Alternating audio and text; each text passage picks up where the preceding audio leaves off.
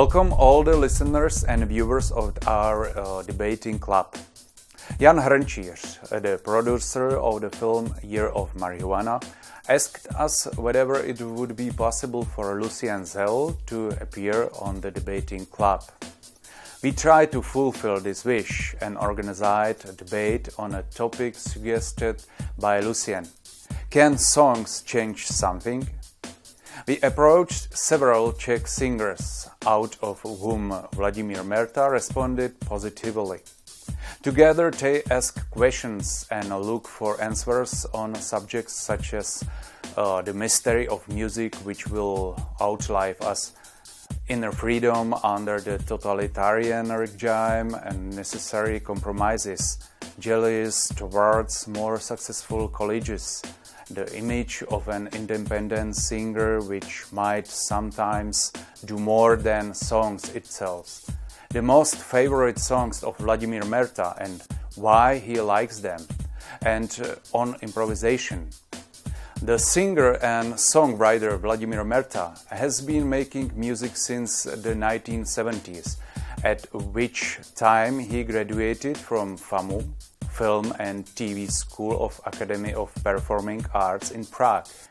During the 80s, he wrote and directed animated films. He worked on film scores, theater and incidental music, on setting poetry in the music, and on improvised music combining genres. Lucien Zell says that his roots are in Russia, from where his ancestors immigrated to America. Since 1998, he has lived in Prague, where he writes, recites, and publishes his poetry and sings and plays wherever he can.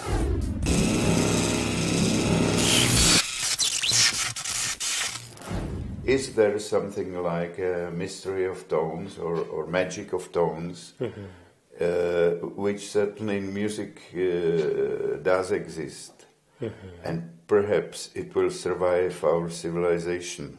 If we will die, the birds will be our followers, and the dolphins, you know, and the music is quite natural, and I don't think that it's up to me, an uneducated folk singer, to talk about. And you are a poet, and what you would say about the magic of melody, of melos, or the musical quality of your rhyme? Well, for me, poetry and music are two wings of one bird. So for me, they are actually like completely interconnected. Although, of course, there's poems that I would never think to set to music because they're simply existing as poems in their own right, and they don't lend themselves to musical accompaniment. However, I love when a poem and music come together in a strong way, like a song of Bob Dylan, Tangled Up in Blue, or a great folk song by you or Nohavica. And I do believe in the magic of tones. I think it's a magic that's pretty hard to measure. Like, I think it's a magic, like, maybe, thank God, there's no magicometer which can just be pointed at a song and measure, okay, this is a 3.7, magic song, and that's a 5.8, because we all have our own personal magic meter inside us. What do you think about that? Where does your music dwell? In which part of your body? Well, I think when it comes in a good way, it's not a brain or heart creation. It's kind of like a rainbow, except it's a brainbow, because I have like the sunlight of intellectual awareness that pierces through the rain of feelings, and when that intellect pierces through the rain of feelings, then you have this brainbow, and it's a combination. But I would say, if you're asking me kind of on a physical level, it's kind of this space between heart and mind. That's you. Right. Is it the same for you? Yeah.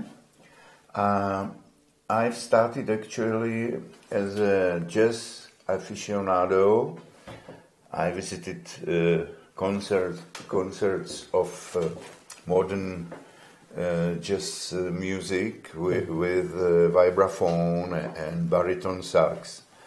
And me, as a little boy, I felt the jazz as a Dixie music, as a pentatonics.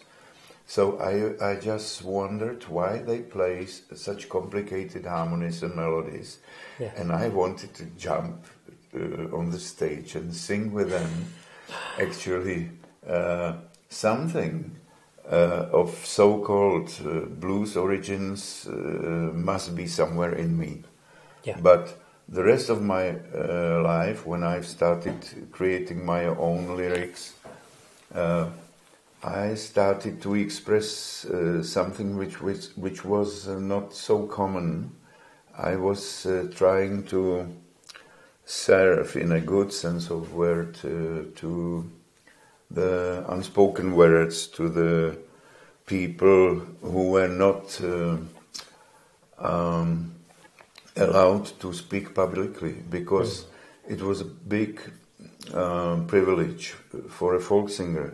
You made the song, which was quite actual, and there was no censorship. You just went on your own, you sang it, and sometime there were no problems, somewhere there were slight problems, and sometimes quite difficult problems, but compared with the civil rights movement in America, or with those famous marches of Martin Luther King, it was just funny, our problem. Well, tell me about those problems, because for me, when you say slight problems, I don't know exactly what you're referring to, and when you say severe problems as well. So if you can articulate maybe some examples.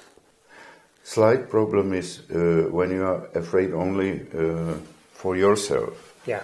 Bigger problem is when you are afraid what will happen to your children, to your family, how you will earn the money. Yeah.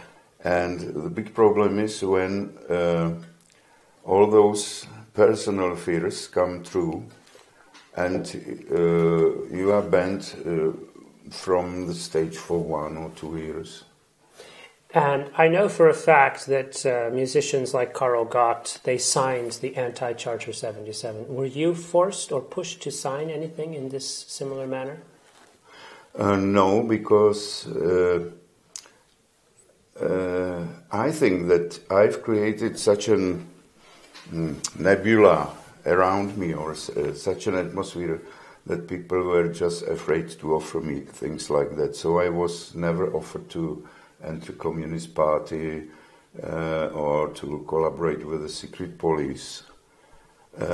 It's what I've explained. We were extraordinarily free in the totalitarian society, which, to explain to Western people, totalitarian was based on the fear which society created, and you couldn't trace the reasons why you should be afraid, or why you should tremble in front of the clerk or policeman. But this pressure was omnipresent, It's the same like today in Moscow. It's not visible, but people are, what will happen? So how did you create that nebula, and what was that nebula formed by? My father was soldier in the British Army. He ran to escape from Hitler, and he was caught in Spain. Then the concentration camp was liberated. He went via Gibraltar to England, and he was trained, and he fought in Dunkirk. So when you have a family background like that, you feel that there is something which you must put on the altar of the society. So in a sense, I was trying to be as brave as my father. Yes. And it was impossible to prove, without guns, without tanks, because the war was very cold, invisible, and sometimes it was enough to stop your own censorship. So, say, when I was asked to sing Magical Prague, which is very solemn, I would say very poetic song about our generation, but also about the generations which we followed, I knew exactly what will happen. But still I've tried it because it was on a big stage. Mm-hmm. And it was worth of this risk, and I always asked myself, why did you compose this song when you are afraid to sing it? But very easy, after all those years, my children, they asked, but Father, there is absolutely nothing against communism in your songs. Why you had those problems? And I always say, I will explain. And I miss any idea how to start explain what it was like. But still we lived in that fear for more than 20 years. Today I was reading an interview with Paul Simon, and then he was discussing how in one of his songs he had this phrase, the thought that life could be better is woven indelibly into our hearts and brains. And actually, in the course of this interview, he was explaining that he had originally written the line as, the thought that life could be better is programmed indelibly into our hearts and brains. But actually, his friends had complained. They said, we don't want to think about ourselves as being programmed. It's too IT. Yes, but I'm curious, have you ever done that? Have you ever changed the words of a song because of pressure from others, or perhaps not pressure, but just suggestions from friends? Good question. Once I was recording, and there was the line, Sandals of Jesus Christ, and the soundman stopped the machines, and he said, I will not record it. It will not be allowed to be published. So there was a little quarrel. They said, well, I will not make the work which will not be published. So do whatever you wish. Make your own recording. So I've made it in the sandals from I don't know how this material is called. It's made from wood, like clocks. Okay. So, but the LP didn't appear after all, so it wasn't enough. But I've made this cowardly change, yes. So you did change the lyric? Yes, not quite often, but I did. Okay. And did you feel bad about having done that, or you felt like it was the only compromise that was possible? It was slight compromise. Yeah. And mostly our public it wasn't thousands, it was mostly students. Yeah. And they knew the previous version, so they knew that something is happening.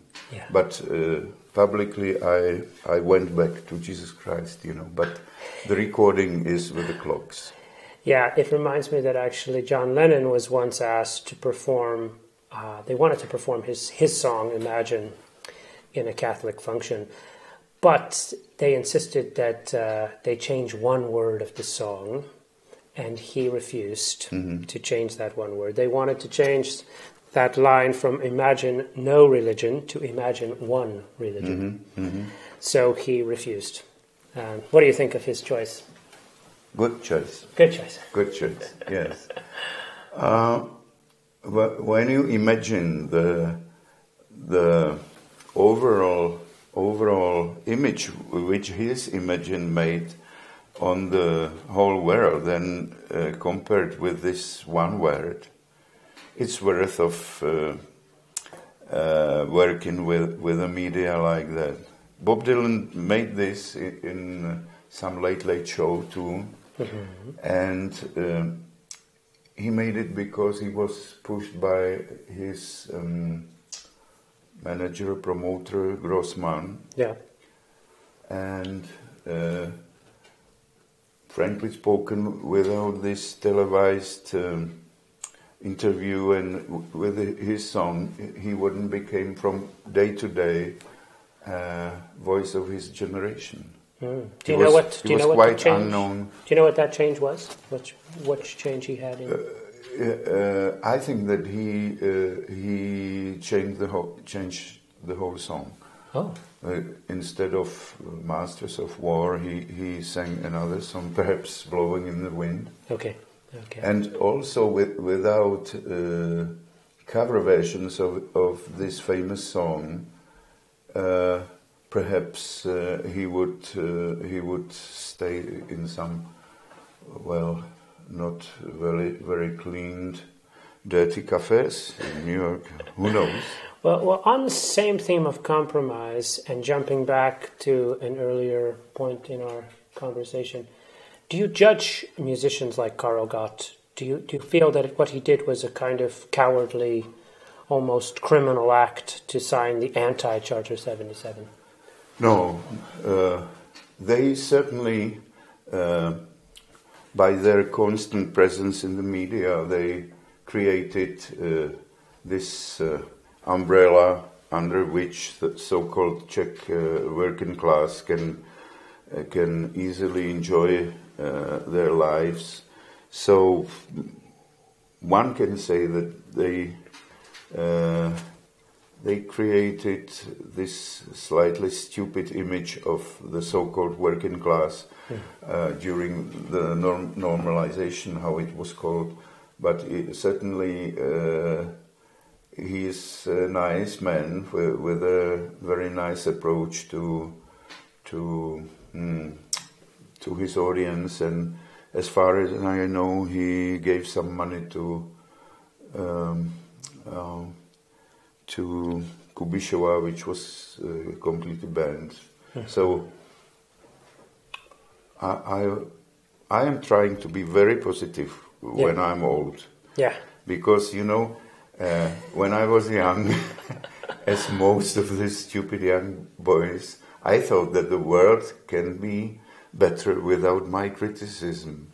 And the same was with Czech underground music, with Czech dissident movement. To criticize is much easier when you live in a small country, when you are not responsible for your army, for your international affairs, when you are not obliged to feed the people, when you are not directly responsible for your army production and so on. Did you feel a sense of camaraderie with other songwriters like Nohavica and Karel Kryl, or did you feel rivalry, competition, or was there a combination of the two forces? We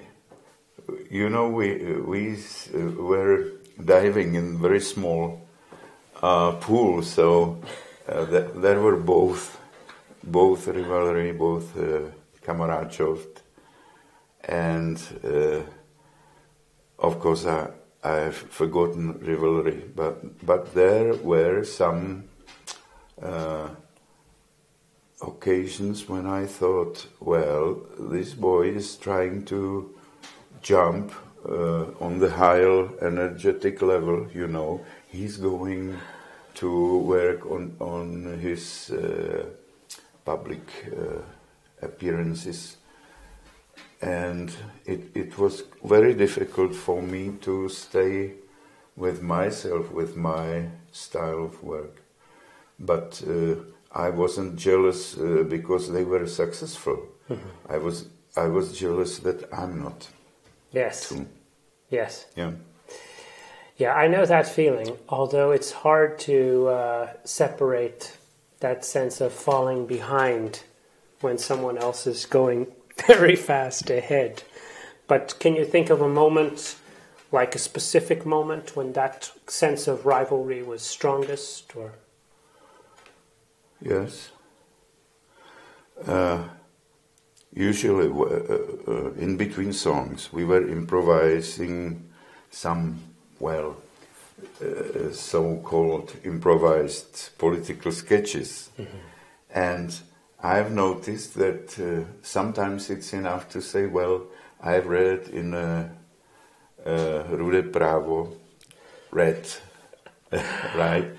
which was official party, daily, and people were so satisfied that you were not necessarily saying what you think about it, but just mentioning this stupid title, it was enough. And I felt sometimes that it's not so much in the songs anymore, but more in the so-called image of independent singer. Yeah. But how it was in America? Have you ever find some oppression as a poet, or? Well, in some sense, I felt a kind of constant oppression. I mean, as a child, like one of the things that I realized in later years is that I never, my whole time growing up as an adolescent and as a young man in America, I never once had an idea that education was anything other than them programming, again back to Paul Simon, them programming these kinds of ideals and competitive consumerist ideals into me, memorization of texts so that I could pass tests. And it was the exact opposite to what I later learned when I came to Europe and I had my own kind of first educational experiences on a practical human level, that I understood that the word education comes from the Latin educatio, to draw from within, instead of what I had always felt as a student in America, the exact opposite. They weren't drawing something from within me, they were pouring into me all of this kind of like programmatic crap. And I had to accept it, and I did accept it. But there was a point at which in my own personal life, I kind of stood up, and like in the film Network, I said, I'm just not going to take this anymore. Was it private school or public school? Actually, public school. Yeah. Which means that it's completely free of charge, or? Yes, it was free of charge. Yeah. It was free of charge. So, what would you expect in America when it's for nothing? I don't know. I think what happens, and I think that other artists have commented on this, and of course other people in more theoretical fields, like the theoretical fields of education itself. In a sense, the schools have to cater themselves to mediocrity. They cater themselves to the kind of middle ground, and they kind of cut off both those students who don't fit at all and are considered, let's say, very bad students, but they also cut off the really brilliant, creative students, the ones that don't fit for other reasons. And they just cater themselves to this middle ground. And so I found myself on a pendulum between, let's say, the bad students and also the kind of, let's say, brilliant students. I was kind of swinging between that pendulum because there were elements of my life in school, half-life in school, when I was, considered in one side or the other. But I never really felt that I could commit myself to that middle, mediocre ground of life that the American educational system was demanding from me. Yes. Were you labeled something like independent or underground poet, or how you would call your imagination? Well, yeah, I mean, I was definitely like an underground poet. I actually didn't know I was a poet. I still question that. But when I was 16, I gave my first kind of public readings, and I participated in a poetry slam in Seattle, and I won this slam, and I won it actually by improvising a poem at the very end for the final round. And, people seemed to really catch my spirit and like it. But at the same moment, yeah, I was definitely like very much at the periphery of life and society. And paradoxically, in a way, the very same time that I was just graduating from high school is when Nirvana and Kurt Cobain and the grunge movement, they broke free in America and they became very popular. And I remember these very surrealistic moments of walking through a mall and seeing, like, on these mannequins, these ripped jeans that were selling for $100. But that was the new fashion, was to have these ripped jeans or tattered or torn clothes. And nobody understood that the grunge movement actually came out of the exact opposite of the mannequins and the malls. It came out of this rage against the machine and this rage against that kind of mall life, which, is so common in America. But on the other side, musically speaking, it was big return to melody. Yes. To songs which were easily remembered and shared by wide variety of young people.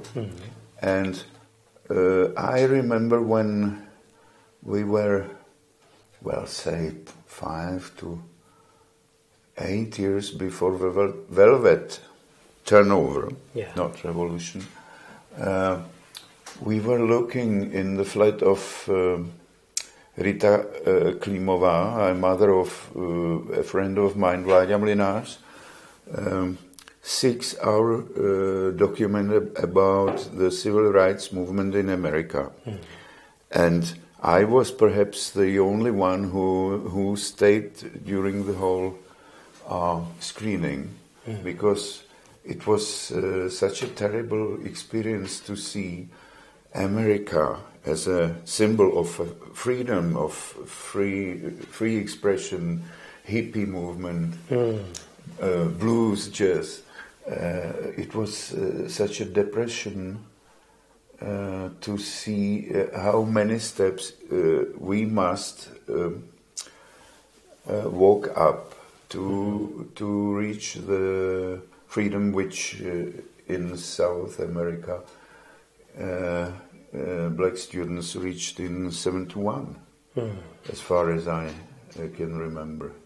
Yeah, but I think you always have to remember that there's a kind of propaganda that's happening always in the media. And when you do have Obama on stage receiving the presidency of the US, I mean, like many people, you might feel great, and I felt great that a black man had attained this position. But I'm sure that within a square mile of that inauguration, there were probably about 50 to 100 homeless black people begging on the street. I mean, maybe for that particular day of the inauguration, they were pushed out and forced to go somewhere else or hide in a shelter. But I think we can't neglect this fact that the media, through that lens, like through these lenses, is giving us a certain image of reality. And in a sense, it's always promoting that thin edge of life that maybe is the top layer. But, I don't know if you know this fact, Vladimir, but right now on Earth, with these 7 billion people that we are collectively sharing the planet with, 48% of all the wealth on Earth is owned by the 1%. And it's very soon, probably within about 2 years, it's going to actually tip the scales, and more will be owned by that 1% than everyone else combined on Earth. And obviously the 1% are the percentage that own the media and that own every single major station on Earth. So I don't know if you had that kind of perspective when you were in the communist system, but growing up in America, I'm conscious of that. You know, I'm conscious that you're getting a bit of the Emerald City, this green-glassed view of life that looks very, very beautiful, but I'm not sure how beautiful it is in its depths. I would tell you one thing. Even if we would feel the same, we were not free enough to express it, yes. Because then we would serve to the system. And this is a great paradox when you realize that this situation was, before French Revolution, when Marseillaise, a simple melody which survived all the regimes and will survive, when Verdi's melodies united Italy, when the so-called workers' songs helped to those powerless people to get some noble attitude, some self-esteem, when you realize that the children in Terezin were singing the on the spot created opera, then we are back in this theme. What is so mythical, mythopoetic, if you want, on the music that it's serving as some entering door to some better world. For example, the anthem which Jews were singing when they were dying in the gas chambers, it's paradoxically the same melody, Czech, Kde domov můj, is completely the same melody as national anthem of Israel, if you know. I ask you a difficult question, but I'm curious about your answer. If your house was on fire, and I mean the house of your life, and you could only take, let's say, 2 to 3 songs of your own from this fire of the house of your life, which 3 songs of your own would you take, and why? Magical Prague, because it has the story of its own. Yeah. Perhaps Písmenková láska, because it's one of the first songs which I've made about love, and I can still sing it even in this age. And perhaps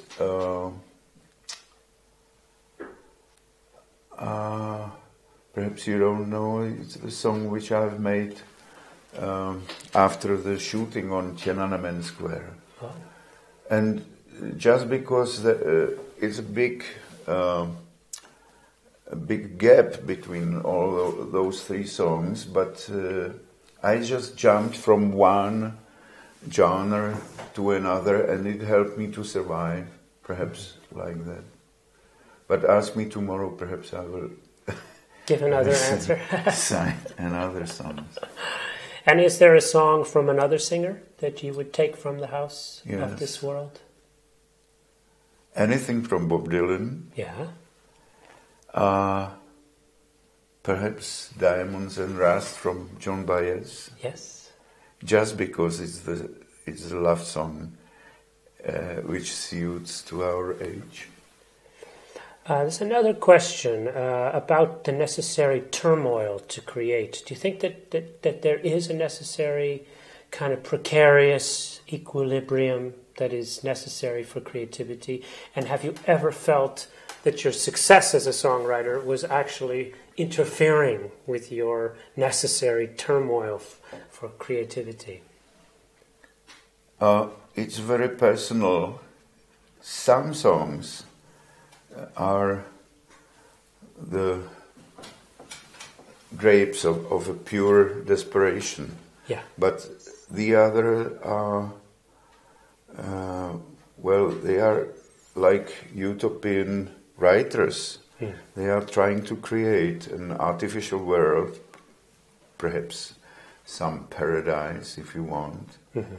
And I'm just showing the way how to get there. So personal turmoil perhaps suits to your teenage. But I wouldn't believe too much when I see those old farts, you know, the underground people with the long hair. It's so funny to stick with the formal music of your young age. You know. Yeah. I'm trying to get rid of the negativism, and turmoil is something different. It's something which is getting you into higher evolution, if I understand you well. Mm. It's like those electrons running around some, how you call it, this basic nucleus. Yeah. And from time to time, electron jumps to a higher energetic level. And it happens on the stage when I improvise. Yes. Yeah, I think to use and continue your metaphor, I mean, I do feel that there's times when E equals MC squared equals Hiroshima. And I mean, in a sense, we have these terrible, terrible turmoils that can birth great songs. I mean, I'm just thinking on a practical level. Tears in Heaven from Eric Clapton, which he composed after the death of his son, who had fallen from a skyscraper. And so out of that incredible grief and morass of horrible feelings, he created this beautiful song that he lifted and carried. And I admit something personally, Vladimir, and I'm curious if the same is true for you. You did mention it with the Tiananmen Square song, that song saved you somehow. But I admit that there's been times that were so emotionally complex in my life, such chaos. The only rope that I could hang on to in this kind of like tsunami or hurricane was songwriting or creating a poem or writing. It was like the only salvation that I could find amidst this chaotic and terrible situation. But I also question sometimes after the turmoil's gone, after the tsunami waters have receded, whether that rope of song that I have managed to tug down to earth, if it's worth it. I see the blood on the rope. I see the blood on the song. I see the blood on the poem. Have you had such a moment in your life or a time when a song Not exactly, saved you? Not exactly, because my poetics is rather symbolic. I would say when you take the famous story of Jacob's ladder, so it starts like a very physical thing. I'm dreaming, and the angel is preparing a ladder for me. I'm going to visit my father, but obviously there is not enough time, so the ladder takes me very quickly up.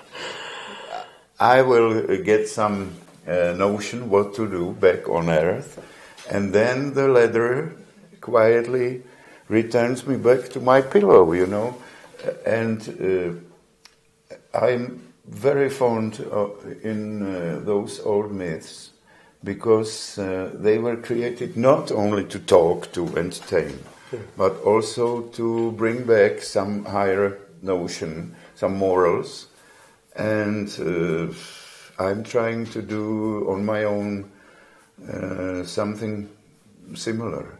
Do you think that there's an evolution of the myth where now it's not Jacob's ladder, maybe it's Jacob's escalator or Jacob's elevator, but maybe the elevator, like in one of my poems, is closed for repairs? Do you think that the same myths continue to course through even our very technological age? Funny thing, my students, they are absolutely untouched by the mythology. But say I teach students of animation, Yeah. and when I ask them, please make me a little blackout story, say within 60 seconds, and explain me the myth of Plato's, how is it called? Plato's cave, you mean? Cave, The yes. cave, yeah. And it's so funny when you only give them some basic information. Nobody is going back to the library to read it. Okay. Some people read it on internet. Yeah. But usually when I give them just several hints how to start and what can be treated, they are creating such a nice new myths. And then we've created world again. When God had to work for 6 days, and I told them, you go only 6 minutes. I'm leaving the room, and after 6 minutes I would like to see how you would recreate the world. Did you give them a 1 minute Shabbat? No. I always say 6 minutes, but I give them 10. And what's an example of a way that they have twisted the story of the cave, or added to it, or... Usually they don't start from the absolute darkness. Yes. And they start from some swirling energy.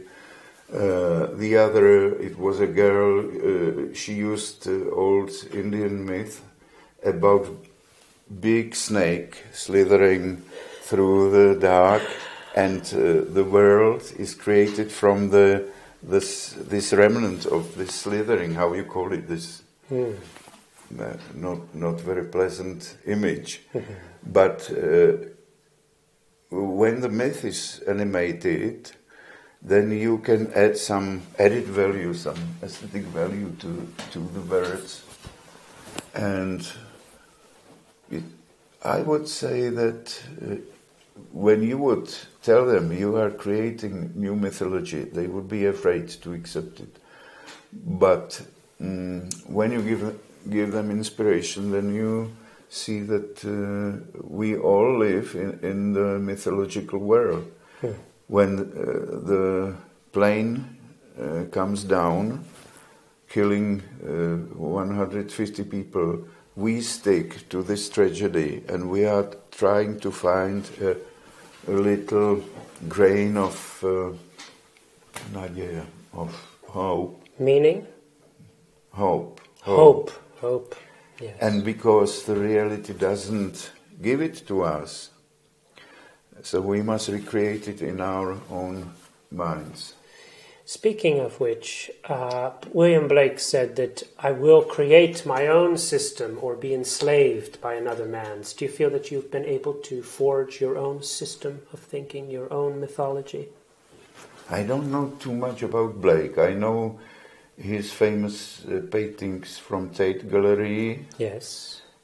I've read his poems, but I thought that he was unintelligent, very skilled and gifted peasant son. But on the contrary, he was very educated. And sometimes I live in so-called false mythology, because when I read the book in English or in French, when I don't understand, I say, well, I'm creative man, what I should write in Blake's place. And sometimes I don't understand well, but still I'm talking about America, how it looks in America. And when people ask me, how do you know? And I said, well, I've seen it in a film.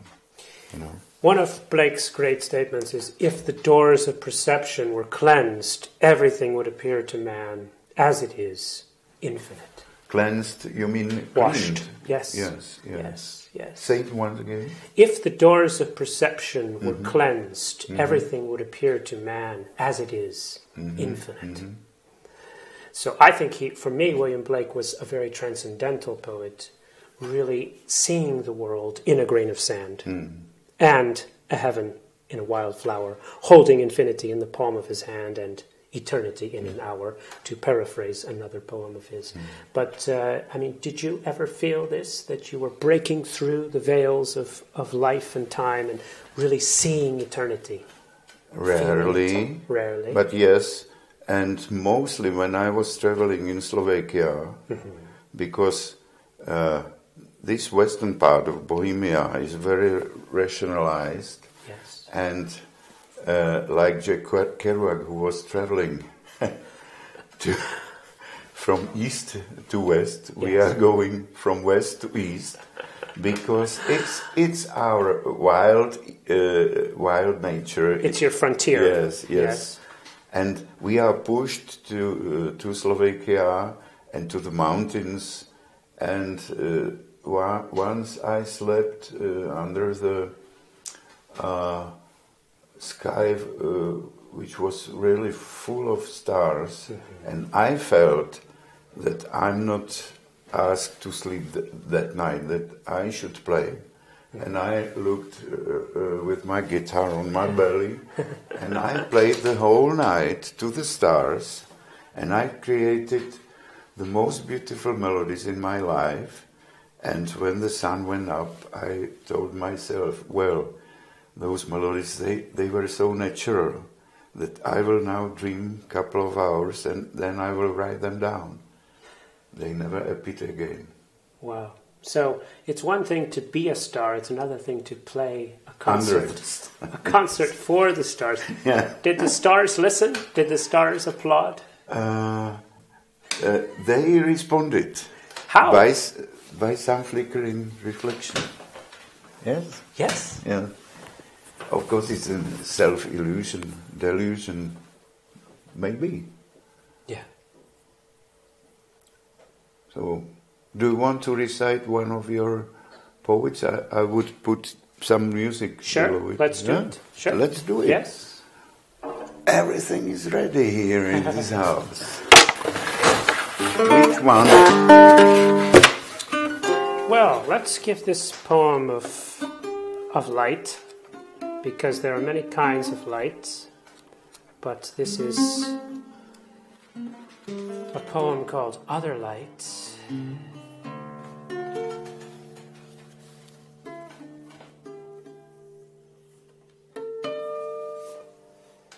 Other lights. Books are the lights by which I read the world. Yet there are many other kinds of lights.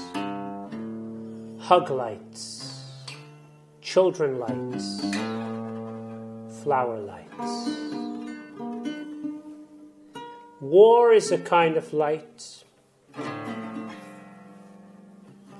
but a light that blinds anyone who looks at it directly. Advertising light hides more than it shows. Song light is an X-ray of the soul, showing where our secret broken bones are and how they might be fixed. Death lights shadows us all. Love light is the strongest light, bringing a new world wherever it makes us shine. Everywhere, light looks at us, surprised at what it sees.